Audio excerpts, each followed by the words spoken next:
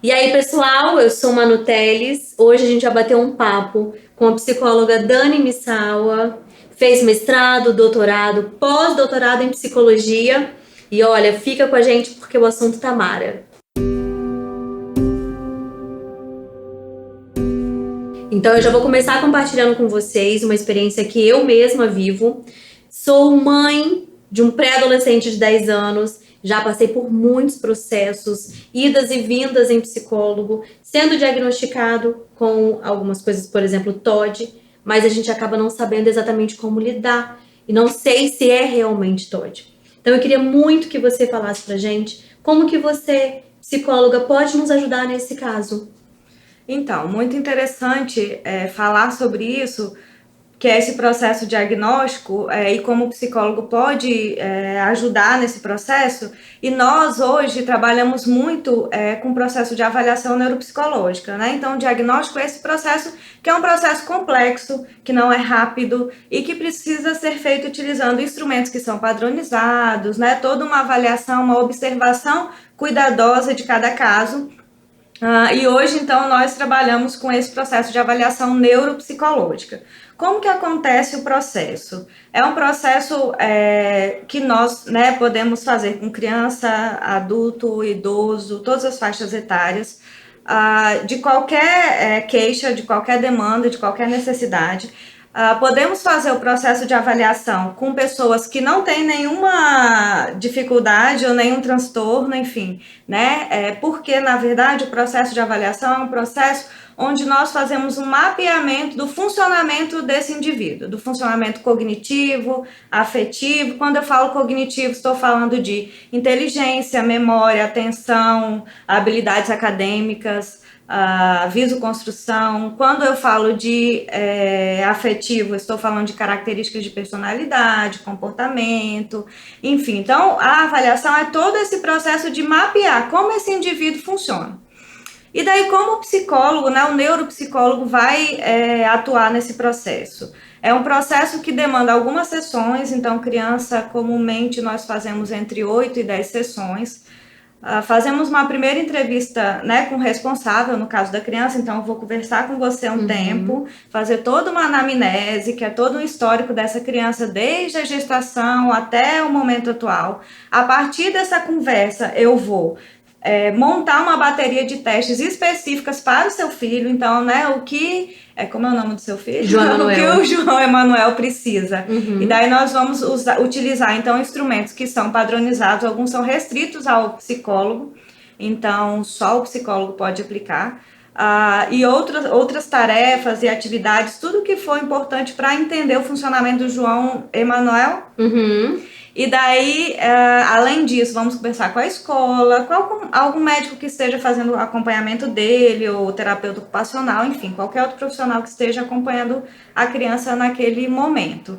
Aplicamos todos esses instrumentos e ao final desse processo nós fazemos uma entrevista devolutiva com os pais, entregando um relatório escrito com todos os resultados, né, levantando as nossas hipóteses diagnósticas, quando é conveniente, quando percebemos a existência delas.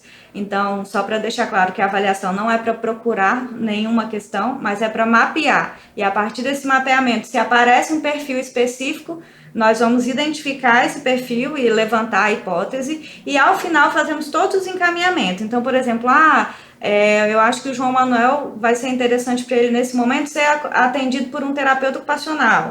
Ou não, precisa de um fisioterapeuta, e então, né, um fonoaudiólogo. E aí vamos fazer toda essa orientação para a família. E se precisar, vamos conversar com a escola para orientar a escola, né?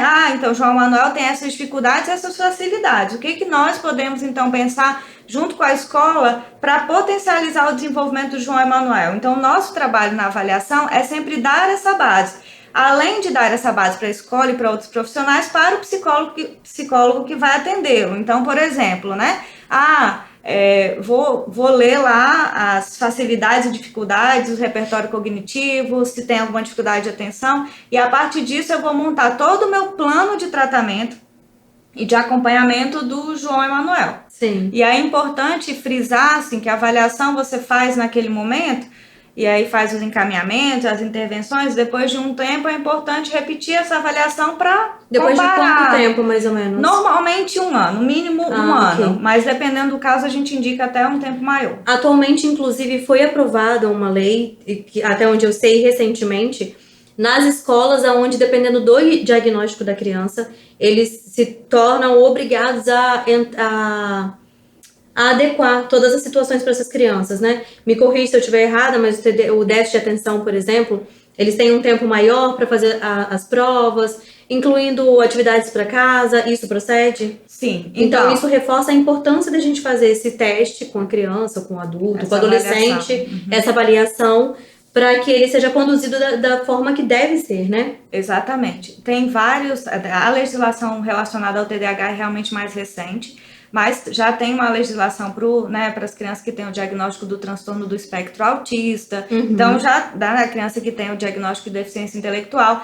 E essa Mas ele criança, precisa então, desse diagnóstico. Precisa do diagnóstico. Então, a avaliação, ela vai dar base para o psiquiatra ou neurologista fazer, né, um diagnóstico com mais informações, assim. E aí aumentar, então, o índice de acerto desse diagnóstico. Porque nós vamos fornecer informações que eles não têm, porque utilizamos instrumentos que eles não utilizam, né? E só vocês são autorizados Alguns sim, só o psicólogo. E daí essa criança com diagnóstico vai ter uma série de direitos, né? Na escola, enfim, dependendo da situação, como no caso do TED, da deficiência intelectual, tem alguns outros direitos também, relacionados a, por exemplo, o transporte público, enfim. E daí, né, cada caso precisa ser conduzido de acordo com o que a legislação prevê. Mas é realmente isso. Então, a criança com TDAH vai ter um tempo maior para fazer a prova, às vezes vai fazer a prova com alguém, né, com auxílio de... Não que vá fazer a prova para ele, mas com alguém auxiliando nas dificuldades que ele apresenta. Então, é importante, até porque, assim, duas crianças com diagnóstico de TDAH, elas podem ter um perfil diferente. As dificuldades podem ser diferentes, né? A severidade dessas dificuldades podem ser diferentes. Então, nós só conseguimos identificar isso realmente a partir da avaliação. Então, é um conjunto de instrumentos. Uma responsabilidade muito grande de um profissional, por exemplo, em uma consulta de 20 minutos, concluir um diagnóstico de alguém, né? E aí pode tomar uma medicação errada, ter uma condução errada. Sim. O nosso trabalho hoje, na verdade, é um trabalho que precisa ser feito em parceria com os médicos, né? Com os neuros, com os neuropediatras, enfim. E isso tem acontecido bastante. Então, quando o paciente chega ao consultório médico, o que o médico faz é encaminhar para avaliação. E aí, após esse encaminhamento, né? E essas primeiras observações, ele vai, então, fazer o diagnóstico. O ideal é que seja... feito a partir, né, dessa junção desses saberes da psicologia e da medicina. Você disse que são aproximadamente 8 sessões. 8 a 10 sessões em criança. Isso é semanal, isso é mensal? Só pra que a gente tenha uma média do período. Então, total. Comumente fazemos semanal, mas dependendo do caso, podemos fazer 2, 3 vezes na semana, depende da disponibilidade do paciente. Então, se o paciente puder vir todos os dias, podemos fazer todos os dias. Bacana. Porque o que acontece as sessões duram entre 50 minutos e 1 hora, 1h30, dependendo da criança. Porque se a criança fica cansada, não adianta eu continuar o processo. Porque eu preciso que ele responda da melhor forma possível. Então, a gente interrompe quando a criança cansa e passa, né? E aí marca uma outra sessão. Tem idade mínima? Não. As avaliações são feitas a partir de 1 ano, já tem instrumento para fazer avaliação de desenvolvimento, enfim. As avaliações de inteligência também, 2 anos e meio, já temos instrumentos para fazer. Então, hoje a gente já recebe no consultório pacientes muito novos para fazer a avaliação. E quanto antes fizer, melhor. Você constrói uma linha de base e daí vai avaliando essa criança, mas eu já tenho uma referência anterior. Isso me facilita o médico, facilita observar se as intervenções estão sendo bem sucedidas. Então, quanto antes vir, melhor, né? Para o tratamento, melhor para os encaminhamentos, até para avaliar a questão do diagnóstico mesmo. Eu acredito que esclareceu muito essa dúvida, porque às vezes a gente, eu mesma, né, eu tenho essa experiência real dentro da minha casa, leva no profissional, leva no psicólogo, faz a medicação e não vê resultado. Então eu acho que parar de ir por um caminho duvidoso e já ter essa resposta mais certa faz trazer alívio, paz para dentro de casa, para o coração da mãe. É isso. Então, essa avaliação, ela é de fato muito importante. Isso. E eu acho importante as pessoas terem conhecimento disso. Isso, eu acho importante enfatizar, né, essa questão de que o diagnóstico não pode ser feito de forma rápida. Às vezes a gente quer uma resposta rápida. Eu sou mãe, eu sei disso. Porque dá uma ansiedade, fica angustiada, quero saber o que é para resolver. E o processo de avaliação é um processo que às vezes vai demorar. Você imagina 10 sessões, né, 2 meses para pensar esse caso. Mas é importante ter essa paciência para evitar problemas futuros. Então, né, um diagnóstico incorreto, isso traz uma série de expectativas, né? Quando você dá um diagnóstico, isso precisa ser feito com muito cuidado. Sim. Porque é difícil para os pais entenderem, é difícil para você aceitar a questão do seu filho muitas vezes. Então, fazer isso errado é um sofrimento duplo e desnecessário. Então, o processo de avaliação é esse processo que ajuda a evitar esse erro, porque é uma avaliação mais aprofundada. Então, eu acho muito importante que, né, as pessoas conheçam, e nós percebemos na clínica que existe uma necessidade de fazer essa explicação. Então, também me deixar à disposição para, né, precisar entrar em contato, preciso tirar uma dúvida, não entendi bem como faz, ou quero saber do idoso como é que faz essa avaliação. Estou também à disposição. E eu acho muito importante continuarmos discutindo sobre esse tema. Então, doutora, eu sou intermedicina e queria ver com você toda essa avaliação, depois o pós. Creio, inclusive, que consultas precisam ser feitas com alguns familiares, né, para dar todo esse suporte maior. Se eu posso fazer pela intermedicina?